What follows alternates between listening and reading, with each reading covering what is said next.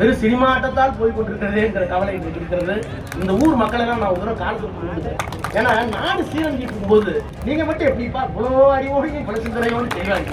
SC அல்லாத பிற்படுத்தப்பட்ட மக்களும் அதிகாரத்திற்கு வேண்டும் என்றும் கல்வி வர வேண்டும் என்றால் தினேசன் தாத்தா படிப்பாரியா, ராமேஸ்வரம் தாத்தா படிப்பாரியா? ஆனா உங்க சொத்து இருக்குல்ல, தகுந்த கொடுக்கல, பெரிய பெரிய தோப்பலா இருந்ததுல உங்க தாத்தா பிடியவா? ஏன் இல்ல? இதை கேட்டவர் 3ஆம் ஒப்பந்தத்தில் போய் காந்தியை காப்பாற்றுறதுக்கு கையெழுத்து போட போயிட்டாரு. பச்சையா சொன்னார், கரெக்டா சொன்னார். அண்ணன் காந்தி செத்தா பரவாயில்ல, அதனால ஒன்றும் பெரிய தோசைலாம் வந்துடாது. கையெழுத்து போடாதீங்கன்னு தந்தி அடிச்ச ஒரே ஒரு மனிதர் தந்தை பெரியார் தான். சீனிவாச ஐயங்கார் அதே காங்கிரஸ் கமிட்டி தலைவர் 2 பேர்த்தையும் உள்ள வாங்கணும் பெட்ரூம் வரைக்கும் கூட்டிட்டு காந்தி கேட்டாராம், என்ன அதிசயமா இருக்குன்னு. அப்பதான் சொன்னாங்களா, ஈவே ராமசாமி பண்ண அதிசயம். பெரியார் எந்திரிக்க திண்ணேசர் இருந்த காந்தி உள்ள போனார். பெரியார் எந்திரிக்க கற்பகத்துக்குள்ள நம்மளே போறோம். தமிழ்நாட்டுல எல்லாமே சேஞ்ச் ஆயிடுச்சு. உங்க நகையையும் சேஞ்ச் பண்ணுங்க. உங்க பழைய நகைக்கு கிராமுக்கு 150 ரூபாய் கூடுதலா வாங்கி புது நகை எடுத்துக்கோங்க. அதே கம்மி சேதாரம் தான் உங்க லலிதால மட்டும்தான். சிட்டாசிஸ் தமிழர் 4.0 அணிகளாய் திரள்வோம், அமைப்பாய் உயர்வோம். ஜூலை 24-25 ஹில்டன், சென்னை. நான் இன்னொரு விதத்தில் எண்ணி பார்க்கிறேன். 2 சிலைகள் இன்றைக்கு திறக்கப்பட்டிருக்கிறது. பெரியார் ஒடுக்கப்பட்ட மக்களுக்கு என்னென்ன பணிகளை எல்லாம் ஆற்றினார் என்கின்ற செய்தியை எவ்வளவு விரிவாக நாம் பேசுகிறோமோ, அதே போல் டாக்டர் அம்பேத்கர் அவர்கள் பிற்படுத்தப்பட்ட மக்களுக்கு என்ன செய்தார் என்பதையும் நாம் அதிகமாக பேச வேண்டும் என்பதை நம்முடைய தோழர்களுக்கு, தம்பிமார்களுக்கு நான் இங்கே குறிப்பிட்டு சொல்ல விரும்புகிறேன். உள்ளபடியே இன்றைக்கு பிற்படுத்தப்பட்ட மக்கள் யாராக இருந்தாலும், அது முக்குளத்தூராக இருந்தாலும், நாடாராக இருந்தாலும், வேளாள கவுண்டராக இருந்தாலும், முதலியாராக இருந்தாலும், வன்னியராக இருந்தாலும், ஒடுக்கப்பட்ட மக்கள் எவ்வளவு நன்றி பாராட்ட வேண்டுமோ பெரியாருக்கு, அதற்கு சற்றும் குறையாத அளவிற்கு நன்றி பாராட்டுதலை அம்பேத்கருக்கு தெரிவிக்க வேண்டும். அம்பேத்கர் தீண்டாமை குறித்த மிகப்பெரிய ஆய்வு நடத்தினார். இந்த மண்ணில் தீண்டாமை எப்படி தோன்றியது என்பதற்கு வரலாற்று பூர்வமான பல ஆய்வுகளை எல்லாம் நடத்தி எப்போது தீண்டாமை இந்த மண்ணில் வந்தது என்பதை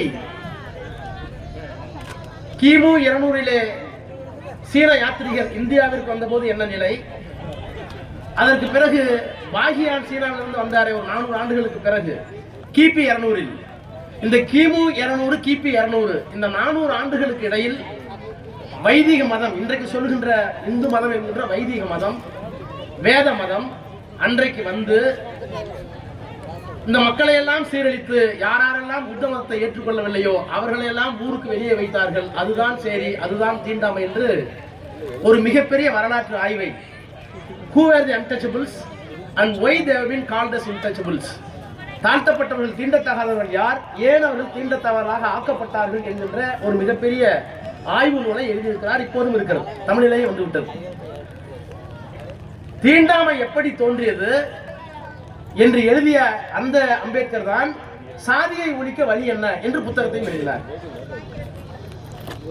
சாதியை ஒழிக்க சொன்ன அம்பேத்கர், தீண்டாமை எப்படி தோன்றியது என்பதற்கு வரலாற்று ஆவணமாக தொகுத்து தந்த அம்பேத்கர் ஒரு சாதிக்குள் தன்னை அடக்கிக் கொள்ளவில்லை. இந்தியாவினுடைய அரசியல் சட்டத்தை எழுதியவர். அவர் ஒன்றும் காங்கிரஸ்காரர் அல்ல. ஆனால் அவரை நேருவும் காந்தியும் வழியை அழைத்து சட்டமைச்சராக இருக்க சொல்லி கேட்டுக்கொண்டார்கள்.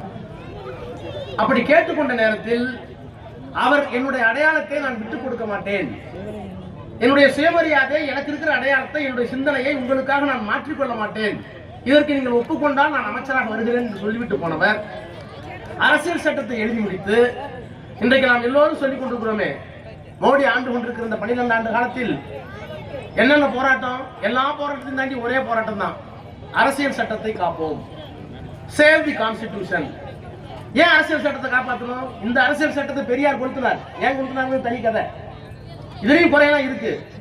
ஆனால் இன்றைக்கு இந்துத்துவா என்ற சக்தி, சாதிய மதவாத சக்திகள் வந்து போது நம்மை காப்பாற்றுகின்ற ஒரே ஒரு ஆயுதம் அரசியல் சட்டம் தான். ஏன்னா அரசியல் சட்டத்தினுடைய முதல் வரி என்ன சொல்லுகிறது என்றால், இந்திய மக்களாகிய நாங்கள் இந்தியாவை ஒரு ஜனநாயக நாடாக, இறையாண்மை உள்ள நாடாக, மதச்சார்பற்ற நாடாக, சமதர்ம நாடாக ஆக்கியிருக்கிறோம். We the people of India having solemnly resolved to constitute India into a sovereign, secular, socialistic, democratic republic. இந்த 4 பண்பு தான் அடிப்படை பண்பு. அரசியல் சட்டத்தை 150 தடவை திருத்திட்டோம். இப்பவும் திருத்த போறோம், நாளைக்கும் திருத்த போறோம். இப்ப டீலிமிட்டேஷன் வந்து திருத்த போறோம். ஆனால் 13 நீதிபதிகள் உச்ச நீதிமன்றத்தில் உட்கார்ந்து 140 நாள் ஆர்குமெண்ட்டை கேட்டு நடுகிரவு 12 மணி வரைக்கும் சுப்ரீம் கோர்ட்டை திறந்து வச்சு கேட்டு அந்த வாதத்திற்கு பிறகு என்ன சொன்னார்கள் என்றால், நாடாளுமன்றத்துக்கு அரசியல் சட்டத்தை திருத்துவதற்கு எல்லா உரிமையும் இருக்கிறது.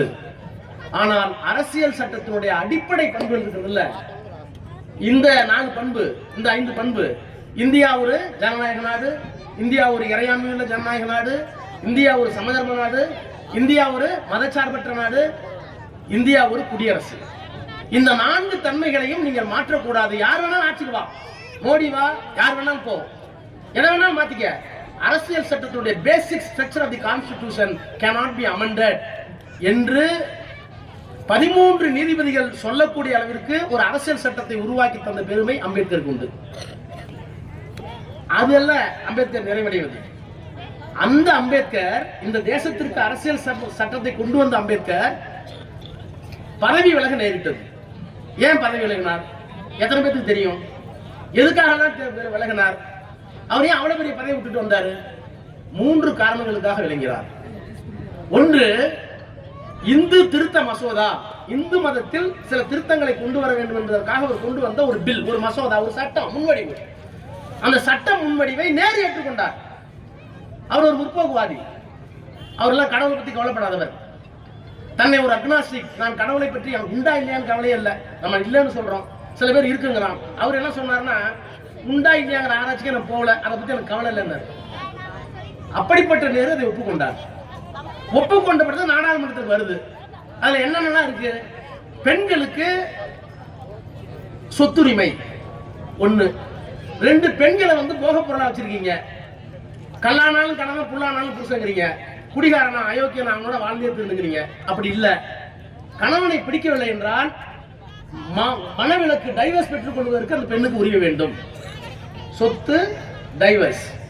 சரி, குழந்தையே இல்லைன்னு அதுக்காக 3 முன்னாடி அடிக்கிறான்ல, அதெல்லாம் கிடையாது. தத்தெடுப்பதற்கு உரிமை வேண்டும் அந்த பெண்ணுக்கு. இந்த சட்டங்களை எல்லாம் கொண்டு வந்தார். இதெல்லாம் இன்னைக்கு சாதாரணமா போச்சு உங்களுக்கு. இதுக்கெல்லாமா ஒரு அம்பேத்கர் தேவைன்னு உங்களுக்கு தோணுது. இப்படி தோணுன விளைவுதான் கண்டவெல்லாம் உட்காந்துருக்கான். தெரிய மாட்டேங்குது, நமக்கு தெரிய மாட்டேங்குது. இதெல்லாம் முடியாதுன்றாங்க. முடியாதுன்னு மட்டும் சொல்லல, இந்த சட்ட திருத்தத்தை அம்பேத்கர் கொண்டு வந்து நிறைவேற்றினால்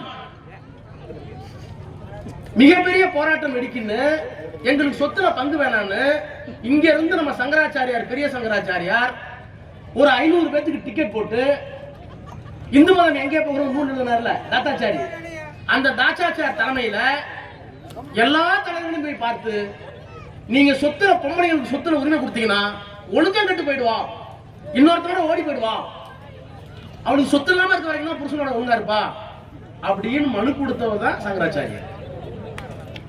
நேரு ஒப்புக்கொண்டார். ஆனா அந்த கட்சியில இருந்த ராஜேந்திர பிரசாத் ஜனாதிபதி, முதல் ஜனாதிபதி ஒத்துக்கல. இந்த சட்டத்தை கொண்டு வந்து நான் பதவி ராஜினாமா பண்ணுவேன். பிராமணர்கள் எல்லாரும் அழுத்தம் கொடுத்தார்கள், பொம்மநாட்டிக்கு சொத்தானாங்க. அவரால் கொண்டு வர முடியல. அப்ப நான் வெளியே போறேன்னு சொன்னார். வெளியே போறேன்னு சொல்லிட்டு ஒரு அமைச்சர் தான் ஏன் பதவி விலகுகிறேன் அப்படின்னு சொல்லும் போது காரணத்தை நாடாளுமன்றத்திற்கு சொல்ல வேண்டிய உரிமை இருக்கு. அவங்க ஸ்டேட்மெண்ட் கொடுக்கலாம், நான் ஏன் போறேன். அந்த ஸ்டேட்மெண்ட் தயார் பண்ணார். அதுல சொன்னாரு, முதல் காரணம், இந்து மதத்தில் நான் சில திருத்தங்களை கொண்டு வந்தேன், இந்து திருத்த சட்ட மசோதா. அந்த மசோதாவை நாடாளுமன்றத்தில் தாக்கல் செய்தேன். விவாதம் தொடங்கிவிட்டது. விவாதம் தொடங்கியதற்கு பிறகு பிராமணர்களும் உயர்ந்த ஜாதிக்காரர்கள் கொடுத்த அழுத்தத்தால் அந்த சட்டம் இன்றைக்கு கிடப்பில் போடப்பட்டிருக்கிறது. அது எனக்கு முதல் தோல்வி, ஒப்புக்கொள்ள மாட்டேன். அப்பதான் கலைஞர் சொன்னேன். கலைஞருக்கு ஒரு விழா நடந்துச்சு. 1929 தந்தை பெரியார் பெண்களுக்கு சொத்துல பங்கு வேணும்னு சொல்லி தீர்மானம் போட்டார் செங்கல்பட்டு மாநாட்டில். 29 பெரியார் போட்ட தீர்மானத்தை 89 கலைஞர் நிறைவேற்றினார் என்று எல்லாரும் கைட்டுவாங்க. அதுல இடையே ஒரு பெரிய கொடி இருக்கு, நான் தான் போட்டேன் முதல்ல கலைஞர் வச்சுட்டு. 29 பெரியார் கொண்டு வந்தார், 89 கலைஞர் சொன்னார். அதுல இன்னொரு பெரிய வெடி பொடி இருக்கு. 56 அம்பேத்கர் பெண்களுக்கு சொத்திலே சமபங்கு வேண்டும் என்று இந்த சட்டத்தை கொண்டு வந்த நேரத்தில் அம்பேத்கர் தோற்கடிக்கப்பட்டார். தோற்கடிக்கப்பட்ட அம்பேத்கர் வெளியே சொன்னார், பத்திரிகையாளர்களை சந்தித்தார். என்ன சொன்னார் என்றால், பெண்களுக்கு உரிமை வேணும், டைவர்ஸ் உரிமை வேணும், தத்தெடுக்கிற உரிமை வேணும். இதெல்லாம் வந்து ஒரு நல்ல சமுதாயத்திற்கு அடையாளம். இன்னமும் பெண்களை பொத்தி பொத்தி ஒரு போக பொருளா வச்சிருக்கீங்க. அவனுக்கு ஆசாபாசம்லாம் இருக்காதா? ஏன் புருஷன் சரியில்லைன்னா டைவர்ஸ் பண்ணிட்டு இன்னொரு புருஷன் கல்யாணம் பண்ணி கூடாதா? ஏன்டா அப்படி அந்த பெண்ணை வந்து உணர்ச்சியில்லாத மிண்டங்களா வச்சிருக்கீங்க அப்படிங்கிறதுக்காக நான் சீர்திருத்தத்தை உலகமயமாக்கல் கொண்டு வந்தேன். தோக்கடிச்சிட்டாங்க. அப்போ ஒரு ஸ்டேட்மெண்ட் சொன்னார். அப்படியே இருக்கு பதிவு. Today I have been defeated. நான் இன்றைக்கு நாடாளுமன்றத்தில் தோற்கடிக்கப்பட்டிருக்கிறேன். நான் உயிரோடு இருக்க மாட்டேன். எனக்கு அவருக்கு ஏற்கனவே நீரிழிவு சுகர்லாம் வந்துருச்சு. பழைய சத்து 50 இறந்துடுறாருல. அவர் சொல்லுகிறார், still a day will come, a leader will emerge to fulfill my commitment. நான் செத்து போயிடுவேன். என்றைக்காவது இந்த நாட்டில் ஒரு தலைவன் வருவான், இந்த சட்டத்தை நிறைவேற்றி தருவான். எனக்கு தெரியாது யாருன்னு. அம்பேத்கர் 56ல சொன்னார் ஒரு தலைவன் வரணும் என்று. அந்த தலைவன் தான் இந்த தலைவன் கலைஞன். அவரை உட்கார வச்சு சொன்னார். இப்படிதான் அம்பேத்கருக்கு வரலாறு. ஆனால் இப்ப ராமகிருஷ்ணன் சொன்னாரே, ஒடுக்கப்பட்ட மக்களுக்கு பெரியார் என்னென்னலாம் செய்தார்னு. இதையெல்லாம் காட்டிலும் இன்றைக்கு தினேஷ் பட்டதாரி, இந்த மேடையில் இருக்கிற பல பிற்படுத்தப்பட்டவர்கள், கவுண்டராக இருந்தாலும், நாடாராக இருந்தாலும், செட்டியாராக இருந்தாலும் எல்லாரும் பட்டதாரி. எல்லாரும் அரசு வேலைக்கு போகக்கூடிய தகுதி உள்ளவர்கள். இவர்கள் எல்லாம் பட்டம் பெறுவதற்கும் அரசு பதவிக்கு போவதற்கும் காரணம் அம்பேத்கர். அம்பேத்கர் அம்பேத்கர் என்ன சொன்னார்னா, வெள்ளக்காரன் காலத்திலேயே நான் மந்திரியா இருந்தேன். 1946 வைஸ்ராய் கவுன்சில். அப்ப வைஸ்ராய் கவுன்சில் ஒரு labour minister. Ambedkar labour minister 46ல. நான் வெள்ளக்காரன் லேபர் மினிஸ்டரா இருக்கும்போது தாழ்த்தப்பட்டவர்கள் யார், அதை வெள்ளக்காரன் எடுத்துட்டான். யார் தாழ்த்தப்பட்டவர்கள்? தீண்டாமை, தொடக்கூடாது, பார்க்கக்கூடாது, நெருங்கக்கூடாது, குளத்தில் தண்ணி எடுக்கக்கூடாது. இதெல்லாம் ஒரு ஜாதி இருக்குல்ல. இப்ப தமிழ்நாட்டில் பறையர், பல்லர், அறிஞர், அது மாதிரி ஆந்திராவில் மாலாடி. இப்ப எல்லா மாநிலத்திலும் தாழ்த்தப்பட்டவர்கள் யார், தொடக்கூடாத மக்கள் யார், அவர்களுக்கு கல்வி கிடையாது, எல்லாம் இருக்கு. அவங்கதான் பட்டியல் இனம், ஷெட்யூல்டு காஸ்ட். அந்த ஷெட்யூல்டு காஸ்ட் பட்டியல் வெள்ளக்காரனே தயார் பண்ணான். உருவாக்குறது அவளும் இந்த மதமும். இவெல்லாம் ஏன்டா அப்படி இருக்க, படிக்க வைடான்னு சொல்லி யாரா தான் தாழ்த்தப்பட்டவன். ஏன்னா இந்த ஊர்ல ஒரு பேர் சொல்றீங்க, ஆந்திராவில் ஒரு பேர் சொல்றீங்க, ஒரிசாவில் ஒரு பேர் சொல்றீங்க. இப்ப சொல்றோம்னா தலித்து. இந்த தலித்துலாம் யார் யாரு என்னென்ன ஜாதி மாநில வாரியா எடு. ஷெட்யூல்டு காஸ்ட் எடுத்தாச்சா? தமிழ்நாட்டுக்கு வராங்க பறையர், பல்லர், அருந்ததியர், தொம்பன், இன்னும் 5 ஜாதிகள் இருக்கு. இதெல்லாம் தாழ்த்தப்பட்ட மக்கள். ஆந்திராவில், கேரளாவில் எல்லாம் எடுத்தாச்சு. இதற்கெல்லாம் இடஒதுக்கீடு வெள்ளக்காரன் கொடுத்தான். வெள்ளக்காரன் கொடுத்துட்டான். கொஞ்சம் கொடுத்தாலும் நிறைய கொடுத்தாலும் கொடுத்துட்டான். ஏன்னா வாங்கிட்டார் அம்பேத்கர். நாடு சுதந்திரம் அடைந்ததற்கு பிறகு எவ்வளவு பெரிய மனிதாபிமானி. மானுட சமுத்திரம் நான் என்று கூறுவான். அம்பேத்கர் சொன்ன வார்த்தை என்ன தெரியுமா? பாரதிதாசன் சொல்லுவார், மானுட சமுத்திரம் நான் என்று கூறு. எல்லாரும் மனுஷன்டா, ஜாதி மயிறு மட்ட போடா. அம்பேத்கர் சொன்னார், யூனிவர்சல் பிரதர்ஹுட், சர்வதேச சகோதரத்துவம். சர்வதேச சகோதரத்துவம், மாநில சமுதாயம் நான் என்று கூறுனா ரஷ்யாவில் மனுஷன் அவனுக்காக நீ போராடணும், கருப்பனுக்காக நீ போராடணும். எங்காவது ஏதோ ஒரு காரணத்திற்காக ஒடுக்கப்பட்டால் பாதிக்கணும். பெரியாரே அதானே. பெரியார் பணக்காரனா பிறந்தாரு, ஏழைக்காக போராடினார். பெரியார் ஆணாக பிறந்தார், பெண்ணுக்காக போராடினார். பெரியார் ஓரளவு உயர்ந்த ஜாதி என்று சொல்லப்படுகின்ற ஒரு ஜாதியிலே பிறந்தார், ஆனால் ஒடுக்கப்பட்டவனுக்காக போராடினார். இதுதான் மானுட சமுத்திரம் நான் என்று கூறு. யூனிவர்சல் பிரதர்ஹுட் அம்பேத்கர் பயன்படுத்தின வார்த்தை. அப்போ அம்பேத்கர் எங்க நிக்கிறார்னா, அவர் பாக்குறாரு என்னென்ன பாக்குறாரு. Rise and fall of Hindu woman. Hindu மதத்தில் பெண்கள் ஏன் கீழே கிடக்குறாங்க. அப்புறம் ரிடன்ஷன் இந்துவிசம், இந்து மதத்தினுடைய புதிர்கள். பிலாசபி ஆஃப் இந்துவிசம், இந்து மதத்தின் தத்துவம். என்ன தத்துவம்? ஒரு மதத்தினுடைய தத்துவம் என்னன்னா, இதெல்லாம் தத்துவம் சொல்லிட்டு அதுல மிக முக்கியமாக சூத்திரர்கள் படிக்க கூடாது, தாழ்த்தப்பட்ட உள்ளே வரக்கூடாது, சூத்திரர்கள் படிக்க கூடாது. அப்போ இன்னும் தெளிவா சொல்லணும்னா, தாழ்த்தப்பட்ட மக்கள் கொடுத்தாச்சு, ஆரம்பிச்சிருச்சு, அது அதிகமாயிட்டே வருது.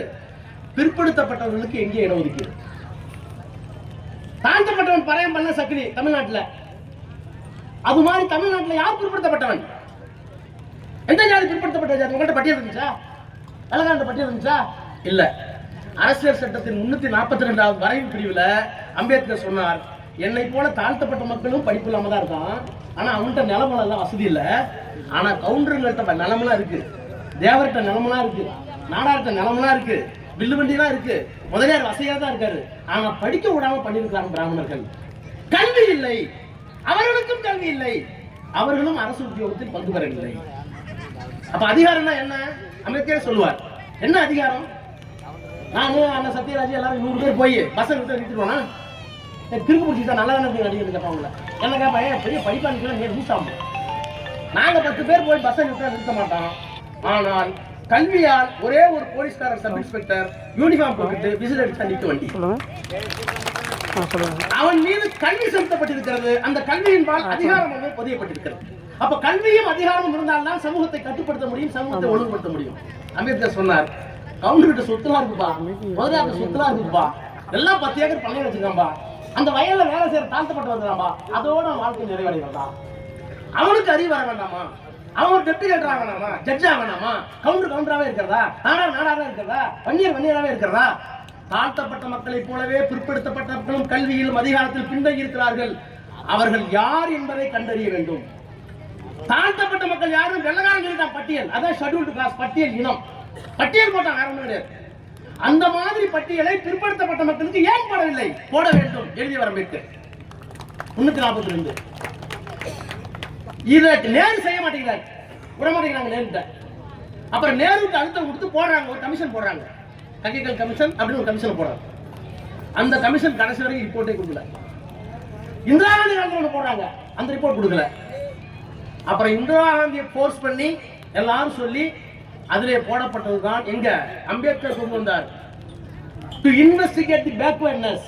யாரெல்லாம் பிற்படுத்தப்பட்டவர்கள் தமிழ்நாட்டில் கவுண்டரா, செட்டியாரா, நாடாரா, ரெட்டியார் இல்ல, புலமார் இல்ல, அப்ப பேக்வர்ட்னஸ் கண்டுபிடி. யார் பிற்படுத்தப்பட்டவர்கள், யார் இருக்கலாம் கல்வி இல்லை ஜாதியில்.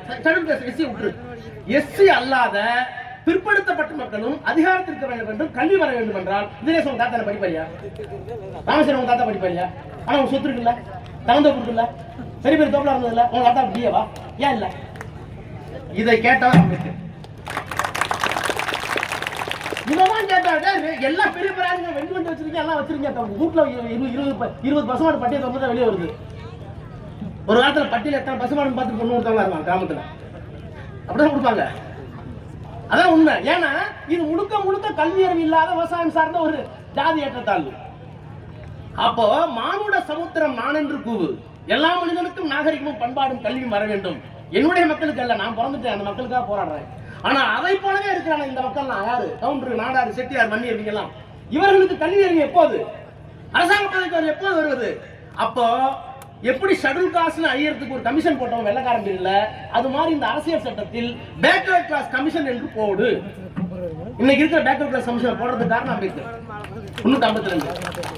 அந்த பேக்வர்ட் கிளாஸ் கமிஷன் தான் பின்னால மண்டல் கமிஷன் வருது. அம்பேத்கர் கொண்டு வந்த 342 தான் மண்டல் கமிஷன்.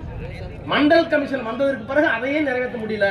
கலைஞர் விபி சிங் கிட்ட சொல்லி அந்த மண்டல் கமிஷனுடைய ரிப்போர்ட்டை நிறைவேற்றிய காரணத்தினால் அந்த ஆட்சி போச்சு. அப்படி நிறைவேற்றியதால் தான் இன்றைக்கு கொங்கு வேளாண் சமுதாயத்தில் 10 deputy collector, 2 IAS, 2 IPS, 2 SI எல்லாம் இருப்பதற்கு காரணம் அம்பேத்கர், அம்பேத்கர், அம்பேத்கர். இதுதான் வரலாறு. அவர் ஒரு சாதியவாதியாக இருந்தா என் ஜாதிக்கு வாங்கிட்டேன் அக்கிரமம் இருக்கலாம். பெண்களை பற்றி ஏன் சிந்தித்தார்? பிற்படுத்தப்பட்ட மக்களை ஏன் சிந்தித்தார்? 3% இருக்கிற பிராமணர்கள் இந்த நாட்டினுடைய கல்வியை, அரசை கட்டுப்பாட்டில் வைத்திருந்தார்கள். படிக்காத படையாச்ச, படிக்காத கல்லற, படிக்காத ஆக முடியாது, படிக்காத கவுண்டர. நம்ம எல்லாம் நமக்கு கீழே 2 பேர் இருக்கான்ல, அவனை பார்த்து திருப்தி அடைஞ்சோம். அப்போ தந்தை பெரியார் ஒடுக்கப்பட்ட மக்களுக்கு என்னெல்லாம் செய்தார்? இப்ப சொன்னாங்களே, பூனா ஒப்பந்தத்தில் போய் காந்தியை காப்பாற்றுறதுக்கு கையெழுத்து போட போயிட்டாரு. பச்சையா சொன்னார், கரெக்டா சொன்னார் அண்ணன். காந்தி செத்தா பரவாயில்ல, அதனால ஒன்றும் பெரிய தோசைலாம் வந்துடாது. கையெழுத்து போடாதீங்கன்னு தந்தி அடிச்ச ஒரே ஒரு மனிதர் தந்தை பெரியார் தான். அப்படிலாம் இந்த மதத்தை, சாதியெல்லாம் காப்பாற்றின பெரியார் கடைசி 3 மாசத்துல தான் தெரிஞ்சுக்கிட்டார். அவர் கொஞ்சம் கொஞ்சமா தெரிஞ்சது. 1932 வந்தாரு. 1932 காங்கிரஸ் கட்சியுடைய தலைவரா சென்னைக்கு வராது. சீனிவாச ஐயங்கார் தான் காங்கிரஸ் கமிட்டி தலைவர், தமிழ்நாடு காங்கிரஸ் கமிட்டி தமிழர். 32 கவனிங்க. 25 பெரியார் சுயமரியாதை இருக்கும். 32 பெரியார் வர்றாரு. மயிலாப்பூர் சீனிவாச ஐயங்கார் வீட்டில் பெரியார் காந்தி வந்தபோது திண்ணையில் தான் தூங்கினார். வரலாறு இருக்கு, ஹிஸ்டரி இருக்கு, புத்தகத்தை படிங்க. திண்ணையை தாண்டி போக முடியாது காந்தி. யாரு? தேசப்பிதா ஆக போகிற காந்தி, இந்தியாவின் சுதந்திர போராட்ட பிதாமகன் காந்தி, சீனிவாச ஐயங்கார் வீட்டுல அந்த காங்கிரஸ் கட்சியினுடைய தலைவர் வீட்டுல ஐயரு உள்ள போக முடியாது, போகல, சென்னையில் தான் பார்த்திருக்காரு. அப்புறம் அப்படியே வருது 42 43 வந்த பிறகு திரும்பவும் வரார். கஸ்தூரிபாவோட மனைவி கஸ்தூரிபாவோட காந்தி வர்றார். காந்தி வந்தப்பதான் சீனிவாச ஐயங்கார் அதே காங்கிரஸ் கமிட்டி தலைவர் 2 பேர்த்தையும் உள்ள வாங்கன்னு பெட்ரூம் வரைக்கும் கூட்டு போயிருக்காரு. காந்தி கேட்டாராம் என்ன அதிசயமா இருக்குன்னு. அப்பதான் சொன்னாங்களா ஈவே ராமசாமி பண்ண அதிசயம். பெரியார் எந்திரிக்க எந்திரிக்க திண்ணை இருந்த காந்தி உள்ள போனார். பெரியார் எந்திரிக்க எந்திரிக்க கற்பகத்துக்குள்ள நம்மளே போறோம். இதையெல்லாம் செய்தவர் பெரியார், அதையெல்லாம் செய்தது அம்பேத்கர். இதையெல்லாம் செய்த பெரியாரும் அதையெல்லாம் செய்த அம்பேத்கரும் இன்றைக்கு இந்த கிராமத்தில் சிலையாக இருக்கிறார்கள். இதை பாராட்ட வேண்டும். என்ன இன்னும் சொல்ல போனா கலைஞர் இருந்தா கூட அந்த மன வலிமை தெரியாது. பெரியார் பிறந்த நாள் சமத்துவ நாள் அறிவிக்கிறாங்க. கருப்பு சட்டை எல்லாம் செஞ்சு காட்டுறோம். அதுக்கெல்லாம் உடனே ஆணை போட்ட ஒரு 6 மாசம் கழிச்சு திருமாவளவன் வந்து SC/ST கண்காணிப்பு கூட்டம் ஒன்று இருக்கு. அரசு அதிகாரிகள் வச்சு தாழ்த்தப்பட்ட மக்களுக்கு என்னென்ன உரிமை கூட்டம், அதில் நானும் இருந்தேன் கமிட்டியில. அவர் சொன்னார் பெரியாருக்கு வந்து சமத்துவ நாள் வச்சுட்டீங்க, சமூக நீதி நாள் வச்சுட்டீங்க, அம்பேத்கர் பிறந்த நாளை சமத்துவ நாள்னு அரசு கொண்டாடணும், ஒவ்வொரு வில்லேஜையும் கொண்டாடணும், ஒவ்வொரு ஊராட்சி மன்றத்தையும் கொண்டாடணும். கொஞ்சம் தயங்கமா இல்லையா? மற்ற ஜாதிலாம் எப்படி இருப்பாங்களோ ஒத்துக்குவாங்களோன்னு சொன்னா நம்ப மாட்டீங்க. அது வழங்கப்படும் என்று ஆணையிட்டு கோட்டையிலிருந்து வீட்டுக்கு வரதுக்குள்ள ஜிஓ இஷ்யூ. அரசாணையை கொடுத்தவர் முத்துவேல் கருணாநிதி ஸ்டாலின். இதெல்லாம் நினைச்சே பார்க்க முடியாது. என் பொண்ணு லண்டன்ல படிக்குது, சட்ட மேற்படிப்பு. நான் பார்க்க போயிருந்தேன் அண்ணா, பார்க்க போயிருந்தேன். இந்த தமிழ்நாட்டு மக்கள் எல்லாருமே பூச்சி விடுற பையன் இங்க ஜெயக்குமார் நிறைய பேர் இருக்காங்க. நம்ம சேகர்பாபு பையன் எல்லாம் தான் படிக்கிறாங்க. இந்த செட்டுக்கு கேங் மாதிரி நம்ம பொண்ணு லீடர் அக்காக்காந்து. சரி எல்லாத்தையும் கூட்டிட்டு போய் சாப்பாட்டுக்கு வாங்கப்பாடு 10 பேர் கூட்டிட்டு போவாங்க. அதில் புதுக்கோட்டை இருந்து ஒரு பையன் தான். எந்த ஒரு பையன் கேட்டால் புதுக்கோட்டை. நான் அவங்க அவருக்கு ஐயா அவங்க பேசலாம் நல்லா கேட்பேன் யூடியூப்ல, நான் உங்க ஃபேனு அப்படின்னா. சரி வாப்பரம் தட்டி கொடுத்து கூட்டிட்டு போய் அப்படியே கேட்டேன் உங்க அப்பா என்ன பண்றாருன்னு. எங்க அப்பா கூலிங்க. கூலியா? என்ன படிக்கிறேன்? நான் இங்க LLM அக்கா படிக்க வேற காலேஜ், நான் பக்கத்து காலேஜ் படிக்கிறேன். எப்படி அவனுக்கு ஃபீஸெல்லாம் அப்படி கட்டினேன்? எனக்கு ஒன்றும் தெரியாதுன்னா சட்டம் படிக்கணும்னு சொல்லிட்டு இருந்தேன். தமிழ்நாட்டு முதலமைச்சர் ஸ்டாலின் வந்து அம்பேத்கர் அயலக கல்வி திட்டம்னு ஒரு திட்டத்தை கொண்டு வந்து தாழ்த்தப்பட்ட வகுப்பினர்கள் படித்து மெரிட்ல வெளிநாட்டு யூனிவர்சிட்டியில இடம் கிடைச்சா அந்த கல்வித் தொகையை நானே ஏற்றுக்கொள்கிறேன், அரசே ஏற்றுக்கொள்ளவும் அறிவித்தார். அது அம்பேத்கர் பேர்ல இருக்குன்னா சொல்லின்னு ஒரு அரவத்தமா இருந்தது. நமக்கு என்னன்னா கூலி விட்டு பிள்ளைலாம் அங்க வந்து படிக்கிறானேன்னு நம்மள அறியாம ஒரு புத்தி இருந்திருக்குமோ அப்படின்னு அவமானப்பட்டேன். இப்படி கேட்டமே நான் அவமானப்பட்டேன். ஆனால் இப்படி ஒரு அதிசயத்தை நிகழ்த்தி முத்துவேல் கருணாநிதி ஸ்டாலின் இந்த மகத்தான மனிதர் பெரியாரையும் அம்பேத்கரையும் இரு சுவாச பையிலில் தூக்கி வைத்துக் கொண்டு ஆடுகிறாரே என்று ஆனந்த கண்ணீர் விட்டேன். அப்படி ஆனந்த கண்ணீர் விட்ட காலத்துல இப்ப உண்மையாலுமே கண்ணீர் விடுவாங்க. சிந்தனையால் வந்த ஒரு இயக்கம், சிந்தனையால் ஏற்பட்ட அரசியல் மறுமலர்ச்சி வெறும் சினிமா ஆட்டத்தால் போய் கொண்டிருக்கிறதே என்கிற கவலை இன்றைக்கு இருக்கிறது. இந்த ஊர் மக்களை தான் நான் ஒரு தடவை காலத்துக்கு கொண்டு. ஏன்னா நாடு சீரழிஞ்சிட்டு இருக்கும்போது நீங்க மட்டும் எப்படிப்பா இவ்வளோ அறிவோடையும் பல சிந்தனையோடு தெளிவா இருக்கீங்க. அதனால என்னுடைய தினேஷ்குமார் சொன்னார், அண்ணே இந்த பஞ்சாயத்துல மட்டும் விசில் 3வது இடம், நம்ம தானே முதல் இடம். சபாஷ், வாழ்க பெரியார், வாழ்க அம்பேத்கர். நன்றி, வணக்கம். தமிழ்நாட்டுல எல்லாமே சேஞ்ச் ஆயிடுச்சு. உங்க நகையையும் சேஞ்ச் பண்ணுங்க. உங்க பழைய நகைக்கு கிராமுக்கு 150 ரூபாய் கூடுதலா வாங்கி புது நகை எடுத்துக்கோங்க. அதே கம்மி சேதாரம் தான் உங்க லலிதால மட்டும்தான். சிட்டாசிஸ் தமிழர் 4.0 அணிகளாய் திரள்வோம், அமைப்பாய் உயர்வோம். ஜூலை 24-25 ஹில்டன், சென்னை.